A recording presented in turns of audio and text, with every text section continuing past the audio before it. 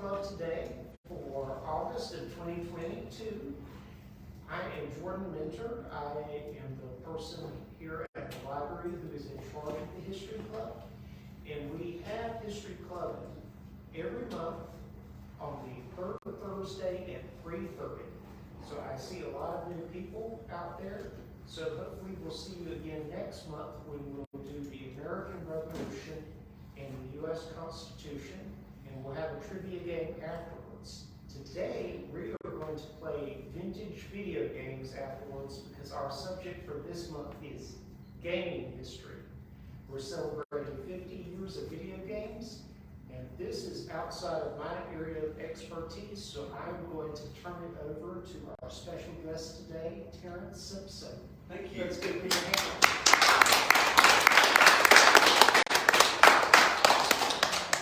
So I'm Terrence Simpson, and as you can see, I'm a big video game geek.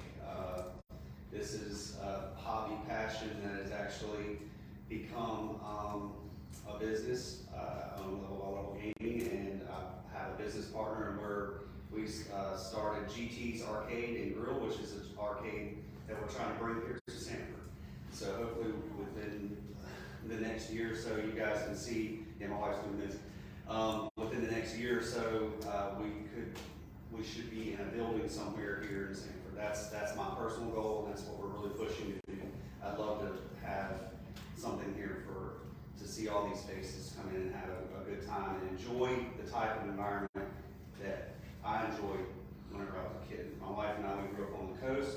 We had the bowling alley and the skating rinks. We had piers. I mean, almost any pizza place you went into had a Pac-Man in the back. I mean, so, and even just in our homes and being teenagers and in our dating years and stuff, video games were always just a part of who we were. So I really want to bring that to y'all. So that's just a little blip on me and what I'm trying to do, and the hobby and the business that I own, or I co-own the arcade. So we're going to talk about the history of gaming, and I'm from vintage to modern. So at one point in time, this stuff wasn't vintage. At one point in time, none of us, the parents in the room, none of us were vintage. So you know, we're vintage. I think anything that's over 10 years old you can consider, especially in this type of technology, in any type of technology. After 10 years, things seem ancient because technology is just one of those things that grows exponentially. So some of the topics we're going to cover, we're going to talk about the origins of gaming as entertainment.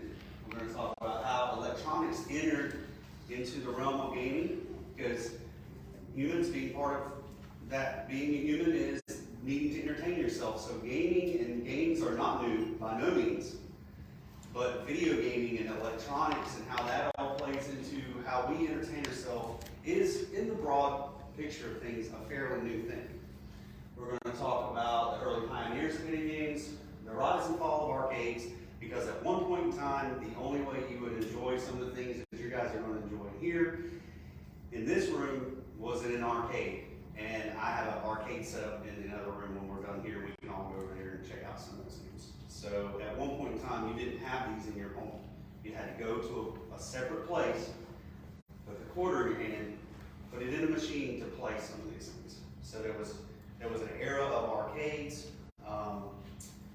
Then we had the arcade brought into your home with what you see here, some of these vintage consoles. And then, so during that time, you had the Atari age, what I call the Atari age, where the Atari ruled the home. But then you had some contenders that come along. We're talking about Nintendo, Sega, Sony. Those companies started coming in and taking market share from that. And then you had what I consider to be the golden age. We'll talk about that. And the current state of video games, what we're experiencing now, and in fact, we'll finish up with what I believe to be the future of video games. So let's talk about some origins. When you look at these pictures here, these are very ancient forms of gaming. Some of these are immediately recognizable, right? People in the room recognize what this is. What's this one up here in the corner? Chess. Chess. Chess. I played chess. we've got, what's down here? Checkers. Awesome. So see, so these reach back so far back in history, but they still have a common thread that takes them from then till now. Because some of the youngest people in the room know exactly what some of these games are. This one's a little bit more tricky. What's that one up in the right corner? Hello. So I'm very interested to know if anybody in the room can tell me what that one in the bottom corner is. Because I didn't know until I started doing research for this. Is it Mahjong? Close. Mahjong is also very ancient. That one in the bottom corner, I had a good time learning about that one. It's actually what a lot of historians and archaeologists believe to be the oldest example of a board game. They found copies of boards in King Tutankhamun's tomb. It's often called the Game of Kings, and they had, one of the things I read about the copies they found in his tomb, all the pieces that were his were set to win. so it's good to be the king. So yeah, so from what I understand about this game is you would have your different pieces would have either white or black, and you would start in either this small corner here, and it's kind of like a racetrack that goes through the middle. You would roll one of these D4 dice. So unless they had made them, some of them were made out of stone, most of them were made out of bone, and they just didn't last. So we don't know a ton of stuff about the game. But we do know they used D4 dice. They would roll, and the whole point of the game was to race up the middle and get a piece off the board. But if you landed on your opponents, you could knock them off the board, and they would have to start all over again. So it's often called the Game of Kings. It's the royal game of Ur. Some of the oldest examples are, 4,500 years old or older. So I thought that was very interesting. The reason I bring that up is because in order for what you see to happen here, everything has to have a beginning. In order to have a Tesla today, you had to have a Model A. So, but they share common threads. They have wheels, they have steering wheels. Maybe one day cars won't have steering wheels. But so with a game has to be fun, right? It has to be something enjoyable. It has to stimulate your mind. And back then, that's what they had. That's the medium they had to be able to present a game. So I found this quote. I was digging for some quotes about video games. My wife kind of chuckled whenever I pulled it up, and I said, I've got to go with this one because who would like to read that quote for me? Anybody would like to read that? Go for it. The worst thing a kid can say about homework is that it's too hard. The worst thing a kid can say about a video game is that it's too easy. Very true. Very true. The parents in the room can relate, and I'm sure the kids can too. That came from a gentleman named Harry Jenkins, and he's a professor at UCLA. He does a lot of stuff on pop culture and music, movies, video games, that kind of thing. So, technology. When did technology, we had that ancient board game, so you know that gaming has been around a very long time. When did technology, when did electronics, I mean, you see so many electronics in the room, a computer, there's TVs in the back, this board, our phones, it's all electronic technology. When did that and games really start mingling together? Well, the answer is in the beginning. When there was technology, somebody figured out how to make it into a game. It's just the way things are. So if you put really smart people with anything, they're going to figure out how to make it fun. And that in the 50s, a computer would take up a whole room. What you have here is way more than what it took to send people into the moon. I mean, this is literally a supercomputer in your hand. Back then, the computer would take up a whole room, but when you break down what a computer is, it's just a big calculator. It does advanced math. It's really quick. It's way faster than we can. And I put a picture of Abacus in there because, everything has to have a beginning, right? So how do we calculate? We got beginning, and we got, in about the 50s, we had whole rooms full of these big calculators crunching numbers. In October 1958, a physicist named William Higginbotham created what is thought to be the first video game. It was a very simple tennis game. Now, before I even play this video, what's your favorite video game? Do you have one? Something you really love to play?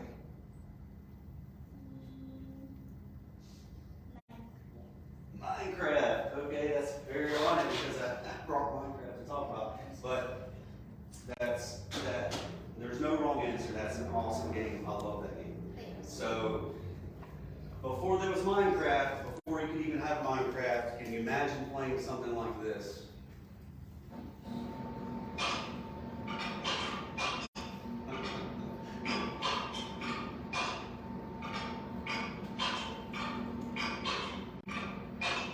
Anybody played tennis before? You hit a ball and it has to go over a net and then you have to send it back to the other player. So this guy actually was a nuclear physicist and was part of making the nuclear bomb. And he figured out how to take one of his oscilloscopes, which is a very complicated electronic piece of equipment, probably cost a lot of money back then, and said, how do I put tennis on this thing? And made a game for him and his buddies to play. And when this came out, it blew people's minds. Like whenever he was showing this to his closed circle of people, they just couldn't believe what they were seeing. Compare that to today's standards in Minecraft. Some of your very favorite games you're thinking about right now. So he started the ball rolling based on that same thing, a ball of light traveling across the screen, and how do we manipulate it, how do we make it fun. By 1962, college kids, I believe it was MIT, had started coming up with how do you improve. If somebody makes something, there's always somebody that's going to say, how do I improve it?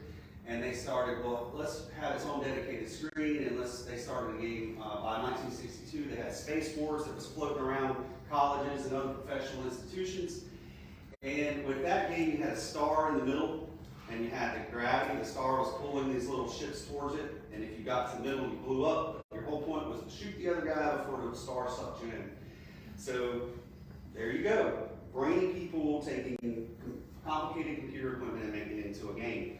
But you still just had a ball of light on a screen, shooting at another ball of light on the screen. So the brains, so how do you have any kind of depth?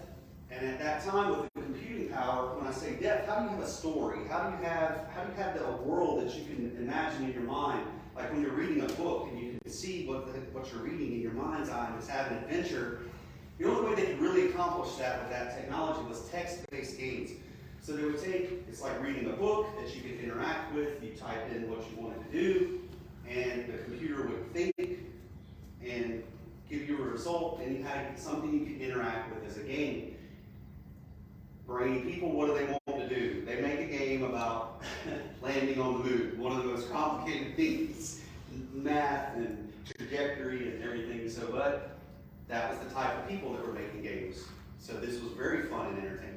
And you know, depending on who you are, you might think that's really fun and entertaining.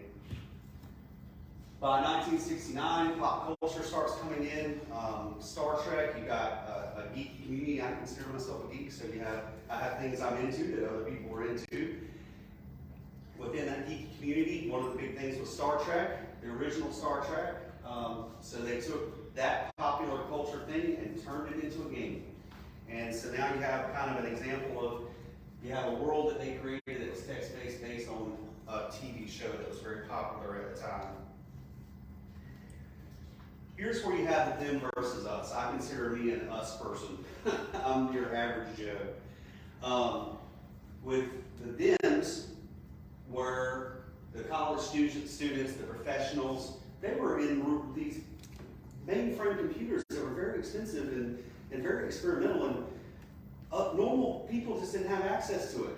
It was a very closed group of people that had access to this stuff. But your average household during that time, they had a TV, maybe one in the whole room. Can y'all remember? Can y'all imagine not having a TV? Like your whole lives you've had TV. So they didn't have that. They had a radio to listen to and a TV, and that was the extent of their technology and their entertainment. So whenever there's a them and us, there's also a problem and a solution, right? Every problem there's a solution. What was the problem? The problem is that the masses, if they even knew that a video game existed, let's say they sent their kid off to college and he come back home on Thanksgiving and he said, I played this awesome game called Space War when I was in college. They had no way of knowing what he was talking about. Like, okay, so you're in college to learn how to send stuff into space and you're playing games.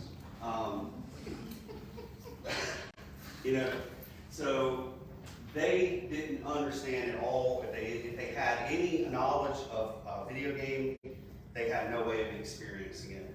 So if that's the problem, what was the solution? The solution was, let's make games available to everybody. So enter the 70s, you had these college kids. I'm going to go over some of these names. Nolan Bushnell, the creator of Atari. He came in and said, how do I take this complicated thing and make it like appealing, make it attractive, and make it where people can have access to it. And then the thing I enjoy, other people can enjoy. Because that's the whole point. If I enjoy this stuff, I want y'all to enjoy this stuff. So how do they make that happen? They create the early arcade machines. So we have Nolan Bushnell, 1971, he created a game called Computer Space. It's based on that early game I was telling you about, Space Wars, because he played it in college and he wanted other people to have a chance to play it. Al Alcorn in 1972 created Pong. Pong, who can describe Pong to me? I want somebody to describe Pong, right?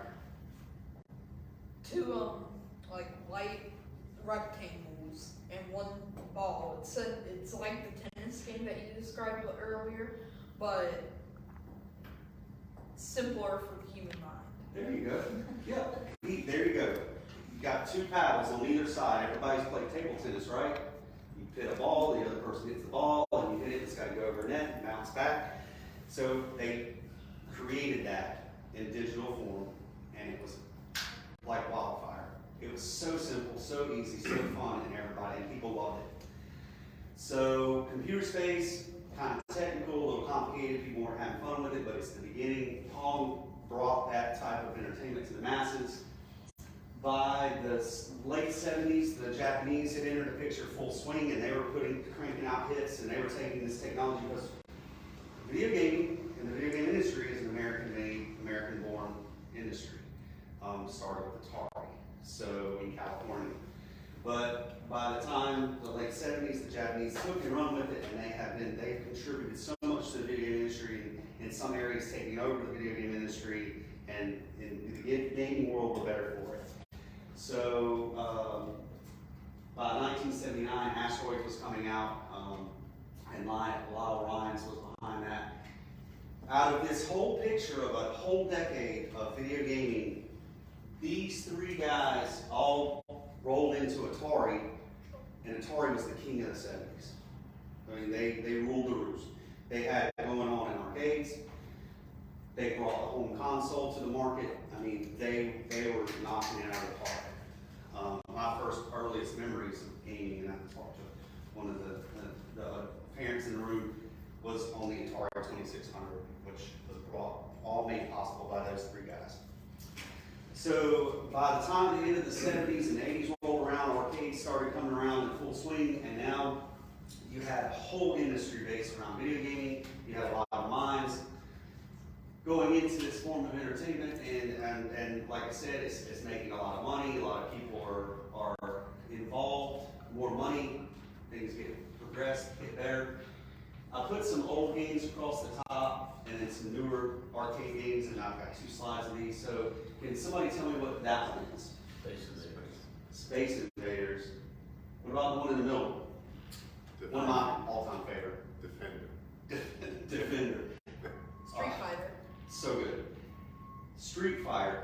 I heard one of the younger ones say Street Fighter in the middle. That took the video game industry by storm in the 90s. Fighting games are one of the most popular franchises. They are, and we'll talk about that in a minute, because that actually had some repercussions later on, because the government got involved, and we'll see where that goes. So, what about this guy? Pac-Man. I love it. I love hearing the young voices, because because Pac-Man, and especially Miss Pac-Man, really was the everyman child and woman's. I mean, it was a game that anybody could play, and everybody loved it. The colors were great. The theme of the game was great. It was easy for anybody to pick up. Y'all could play it, I could play it, anybody could play it, and that really changed the world right there. So we got sports starts entering the picture. We got NBA Jam in the bottom corner, and then like the young man with the Star Wars shirt was talking about, fighting games started taking over and grabbed a huge market share. Oh, Donkey Kong. That was the first appearance of Mario in a video game ever. It was. You might have stolen this thunder. You want to go? My bad. He's wearing a Mario shirt. So somebody's already called it. We had Donkey Kong. Okay, so fun fact about Donkey Kong. What if I was to talk about a donkey and describe a donkey? What's one of the main things about a donkey? Is it easygoing or is it stubborn? They're stubborn. The ornery, right? Kong, what was the big gorilla Kong? He was a gorilla, right? Right. So that's how we got. Why would you call a game Donkey Kong? Because, from what I understand, one of the easiest translations when this was being created by Nintendo, and it's Japanese, you had stubborn monkey. That don't make a very good video game, So from what I understand, they tried to do some translation and threw some stuff around the room, like let's see how this is going to work and translating it to the American market, and Donkey Kong stuck. So you got stubborn monkey. We've got Centipede, which I actually have if anybody's interested in going to the arcade after this. I got Centipede, I got an original in there. I also have an original Pac-Man in there. Asteroids. I heard somebody already talk about Mortal Kombat and Street Fighter, and then we had racing games. By this time, we're getting in the 2000s, the early 2000s. Racing sims and simulation, they were able to do so much inside of those consoles, but it was the end of the life of arcades. This is really what started translating big into some of the home consoles, but before the home console, if you were going to sit in an arcade machine with a real steering wheel and a gas and a brake and race down the road on NASCAR, you had to do it in an arcade. And Sega was the king of the hill with that. So you had racing sims that start entering the picture. Now, Mortal Kombat, Street Fighter, he brought it up earlier. You can see a trend in some of the games. We have very, very simple games that don't really ruffle a whole lot of feathers. You start putting Street Fighter, Mortal Kombat into the mix, and there's no regulation. So your parents might say, I mean, I've told my kids what I don't want them to play and what I'm not comfortable with them playing. Parents were going through the same thing during this era, and they might drop them off at an arcade and they can play this, and they can play this in the same room. And so it started bringing us some concerns. People were worried about that, and then that's how you get the ratings on the bottom of a video game and what's acceptable for certain ages. The government got involved and said, hey, we have to regulate this. If you're going to make something and do the kind of things that were being done in this video game, there has to be some type of warning, because maybe the average parent doesn't know what that game is. They just, a video game is a video game to them. So they don't know the difference between that one and that one. So that's how the rating system in video games even came about. It's because of fighting games. So once again, going back to arcades, the arcade boom and bust. Arcade getting their start in the 70s, being in complete decline by the 90s. At the height of arcade, it's really hard to pull some of these numbers. I got on and started doing some research. But from what I understand, in the height of the arcade era, there were at least 25,000 dedicated arcades. That's a whole building that all it is a place to play games. And that's what they were reporting on their taxes, and so they came to be. They were in an arcade. Now you can't even count the places: pizza parlors, restaurants. What do we have when we were growing up? We had the bowling alleys and the skating rinks. We had the piers. My wife and I grew up on the coast, so we had 2 piers that had video games. So you can't even count those. These numbers are even hard to even rein in because it was so prolific. It was so many of them. You had 25,000 arcades, at least a 1.5 million machines in those arcades.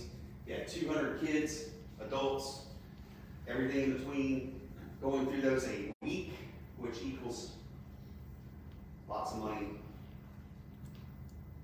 260 million players a year going through those things at their peak.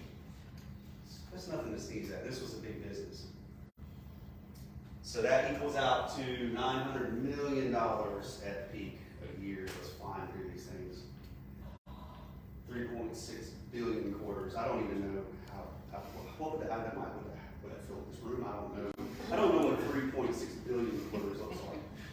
Which guy? Is that in today's money or that No, that's that money. I Oh, well, haven't inflation, adjusted. that's going to be a couple $1 billion. I don't know. I didn't do the math on inflation on that. But yes, it's a lot of money then, it's a lot of money now. So basically, when you start throwing money around like that, people start paying attention. But by the 90s, by 98, so I was 18 years old. By the time I was 18 years old, they say that stuff was declining, but I played arcade. We played arcades past that because there were always places hanging on. There was always somewhere that had something that you could play. So until those places completely burned down or went out of business or got sold, there were still games there to play. But those numbers I was showing you earlier, by 1998, they were on their way out. Why do you think that was? Somebody tell me why. Oh, Actually, I'll let someone else. yeah. Tell me why. Maybe because they started like the home console. That's exactly correct. So these home consoles, you'll see when we go back here and you guys get a chance to play the Ataris. They were nice and cool. You could have them in your house, but you couldn't compare the way they looked to what was in an arcade. But that was fast. The home consoles were fast catching up. And by the late 90s, what you could have in your home either was the same or better than what you could play in an arcade. When that happened, people would rather just stay home. In the 70s, the Atari came out, the Atari 2600, which is this one down here on the end, came out. It's $195. By the 80s, the Nintendo, which I have in the back playing with Mario on there, it came out, it was $100. And by the 90s, the PlayStation, the original PlayStation had come out and it was $300. This young man back here used inflation, the word inflation, which means money back then, don't mean what it does mean. Everything gets more expensive, right? The cost of living. So adjusted for inflation in today's standards, that's what we're looking at. So that guy right over there would have cost, if you bought it new, which my father I don't believe he paid new for that. I wouldn't know the difference, but I think he probably got it with mom or something. $850. But what's a PlayStation 5 cost, my young, or parents might know. These days, the Switch would cost like $300. Yeah, so you're comparing the Nintendo to the modern day Switch. You've got PlayStation 5s, I think the latest thing out right now is around $700-800. And you hit stuff right in the middle. PlayStation was $585 when it came out. So we're still right in the same ballpark. These companies are still making the same amount of money on us now as they were then. We talk about Atari for a little bit here. I call it the Atari age. It was a time whenever this man right here, Nolan Bushnell, I showed you a picture of him earlier. This was the king of the castle. This guy started it all. He started it in 1972 with $500 and a friend. And I do remember reading some stories about him forcing like one of his daughters to stay in the bedroom with another daughter so he'd have a place in his house for an office. So dad comes in and says, hey, y'all are going to have to stay over here together for a little bit. I got to start this business. So they're like, thanks, Dad. Well, later on, they're like, thanks, Dad.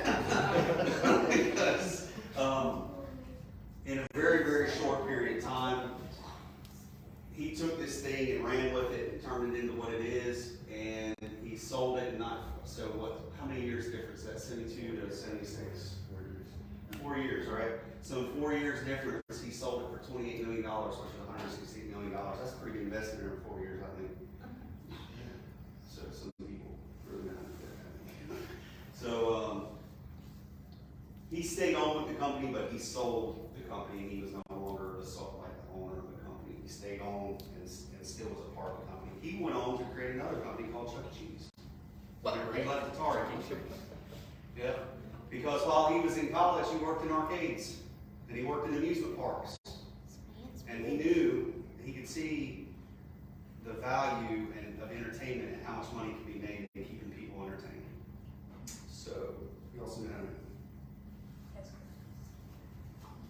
When Nintendo come around in 1983, now Nintendo is a very, very old company. They were actually started in 1889. They made playing cards and gaming tiles and things like that. So they did games for a very, very long time. But this man, Mr. Hiroshi Yamaguchi, was the brains behind the success in the 80s. He said, if the Americans are making so much money doing this, and we can do better, we're going to do it. And we're going to beat it. It's very competitive. So if this is what we're doing, we're going to beat it. There was a video game crash in the late 70s where Atari's success caught up with it, and they really started putting out some sneakers. Some of these games just were no good, and they were flooding the market with all this no good stuff. Parents were tired of paying for it, and the video game crash happened. One of those games, I actually have a copy of, and CT. I do have a copy of CT. This one ended up in a hole in the desert somewhere. So,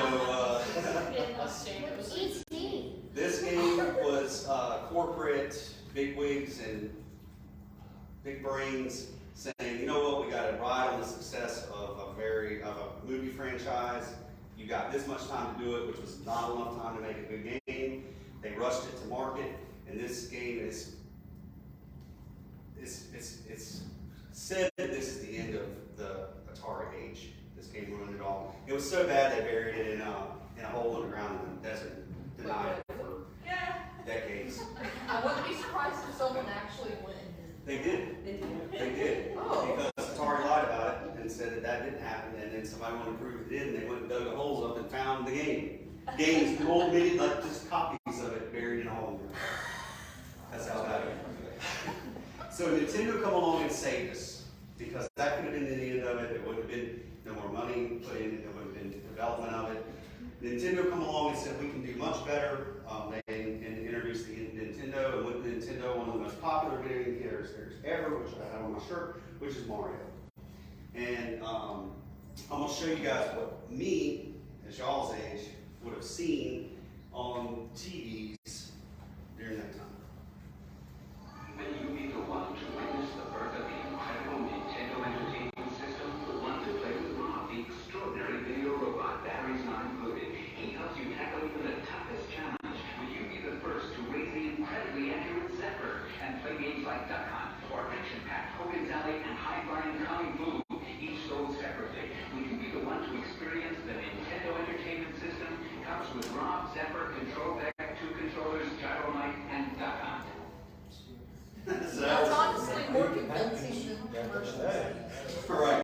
So these I've rescued. These were part, somebody threw a whole bunch of this stuff away, and I rescued it. I'm gonna let some of you guys play with one of these. Just see what you think about if you had to play this thing for more than an hour.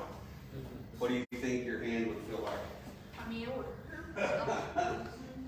Compare that to, let's say, what I consider to be the evolution and where we're at now. That would be the Model T. This would be the Tesla. This is an Xbox 360 controller, which just, I use these things for everything. So they're just so ergonomic, but all the modern consoles have very good controls. So you just compare that little box with 2 buttons that wears big calluses on your hands when you play it for hours at a time, to this that you can play all you want and never hurt your hand. So Nintendo come along, they saved the day, they brought back the games. I put Sega in here as an honorable mention. I'm running out of time. I'm probably already out of time. But so Sega come along, they were a competitor. That's where you have Sonic entered the scene, and Nintendo. They caught them by surprise, and they almost became the next big thing that would beat Nintendo, but by 2001, they were already out of the game. Sony come along, they created the PlayStation, the original PlayStation. I have a copy of it back there, set up for people to play. Sony and Nintendo, PlayStation, I'll throw this back in there, they actually were cooperating to create a system. It was the Nintendo PlayStation. Nintendo went to Sony because Sony was in the game, in the electronics business, and they made a lot of things that use CDs. They wanted games to be on CDs next, and go out of being in cartridges to being on CDs. Sony had experience with it. They're like, hey guys, we want you to make this game. They collaborated. About halfway through the collaboration, Nintendo pulled out and said, no, I think we're going to stay with cartridges. They created the Nintendo 64, which was still a cartridge-based system. Sony was like, okay, we'll do our own thing. They created the Sony PlayStation with the technology and all they were already working on Nintendo, and they didn't even change the colors. When you go back there and look at original PlayStation, the colors on the shelf are the same colors that are Super Nintendo. Because they didn't even change, the plastic molds. They didn't change anything about it. They just put their name on it, Sony, and rolled with it, and won. I mean, Sony almost put Nintendo down in those early days because they were selling so many of them. This is almost like a fight, right? It sounds like you're really competing. It's a competition, it's a game to win. So, Microsoft not being anybody to be one-upped, entered the market in 2000. They had already dominated in PCs. And so Mr. Bill Gates said, hey guys, this is a lot of money we're missing out on. How do we enter this market? And they came out with the original Xbox. So by the end of the early 2000s, between 2000 and 2010, what we have today is set. Well, I call it the big three. We got Nintendo, we got PlayStation, we got Xbox. So with this big race that everybody's been in to take this market and to bring video games to everybody, you got three contenders that are still in it. And the oldest one being Nintendo. And they've got PC just crushing all of them. And PC, that's all. I didn't even put PC in here because I could do 2 hours on PC. So we're only PC out of this one for today. So today the industry is worth $300 billion, which passes both movies and music. So film and music are both making less money than games now. So what is that impact on pop culture? So we had these brains, computer geeks, physicists, they were in institutes creating this stuff, but now it's in the hearts and minds of millions of everybody. Somebody tell me who this person is. Pac-Man. This is a test. This is my pop culture test. Okay. So everybody in the room knew who that was, from the youngest to the oldest. You know, mother. Mario. At one point in time, I read a study that Mario was more recognizable around the world than Mickey Mouse. What? Seriously? I mean, I believe that in places like Japan and some of those Middle Eastern Asian countries. Yep. But in here, everyone knows what Mickey Mouse is, even toddlers, and they also probably know who Mario is. But Well, the reason being is because Mario was international, and there were still some places that had not seen Mickey Mouse. So Mario was everywhere. That's possible? Yep. Now this is reaching a little bit. So Okay. who's that? Crash Bandicoot. Crash Hey, Bandicoot. Mom. A crazy fox with a crazy hairdo?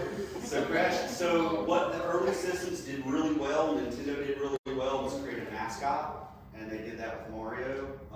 Arcades, Pac-Man's has always been associated with games. PlayStation tried with this guy, but they really kind of dropped the mascot thing and just started making a lot of games. Crash Bandicoot was cool, though. Sonic.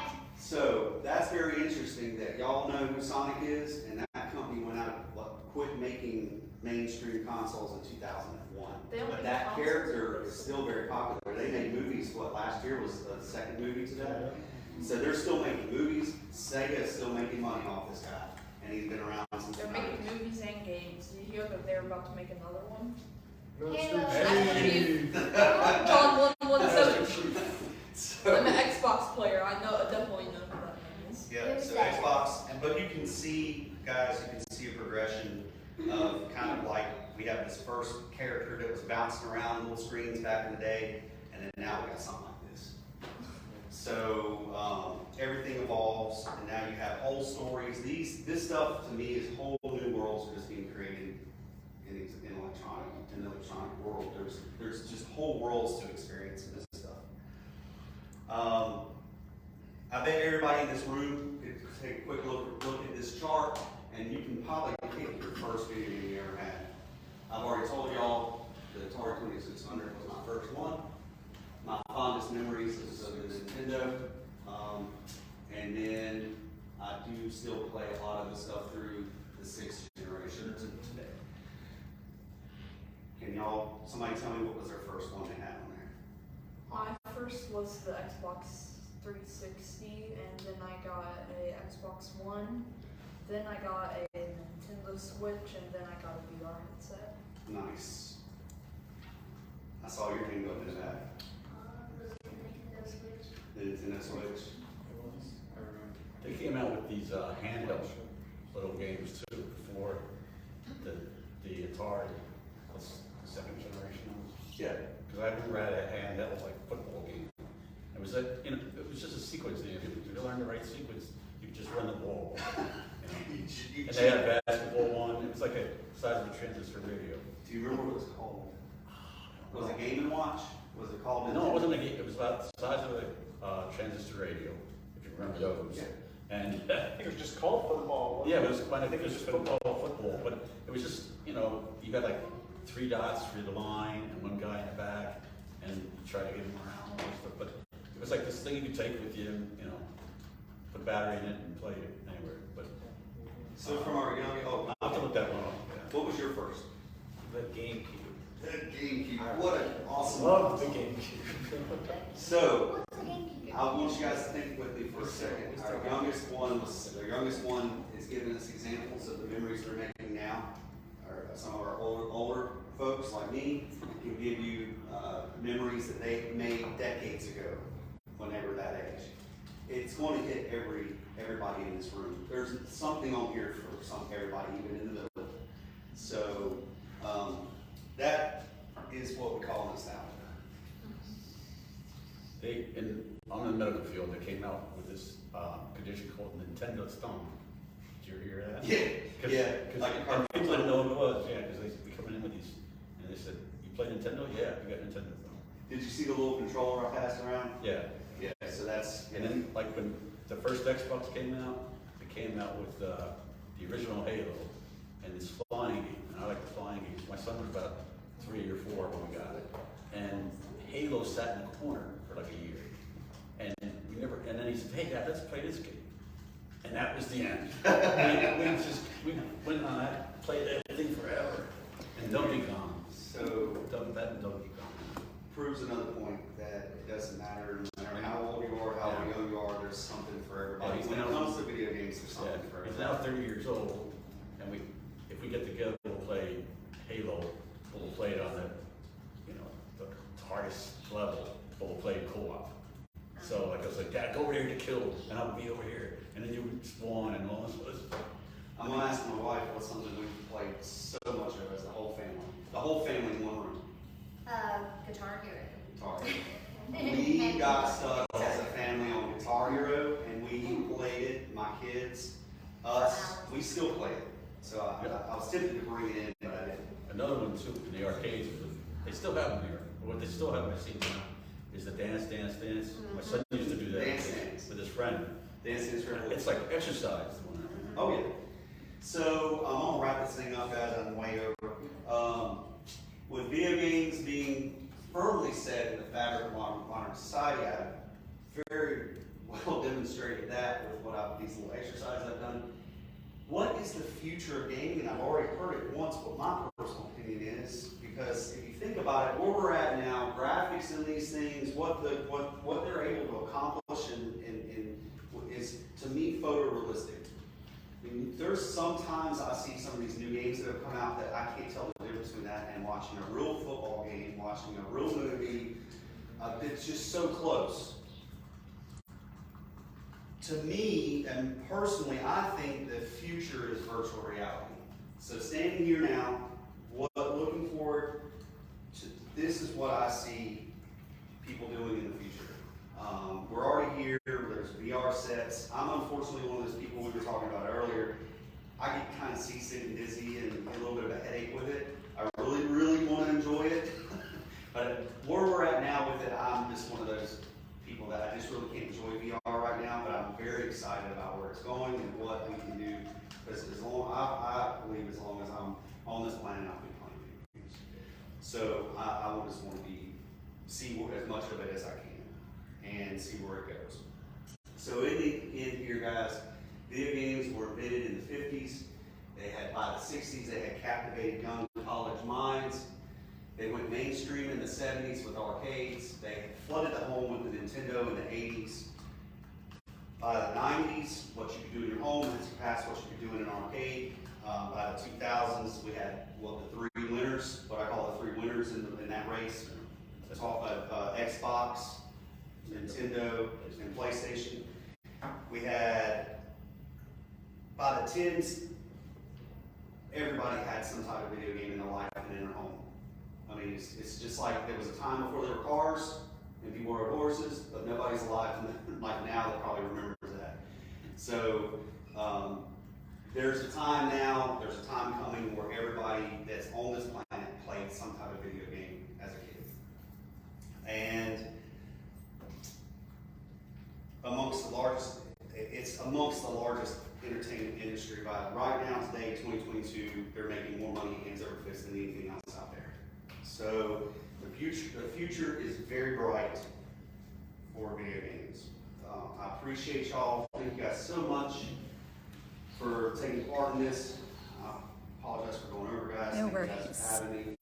And any question y'all have, I'm going to be here. However long until they kick us out. And if you guys want to now, if you want to, I'm taking a look at all the stuff I have set up. If you want to sit down and play something, feel free. And then if anybody wants to go see the arcade, I have that too. So. All right, thank you so much.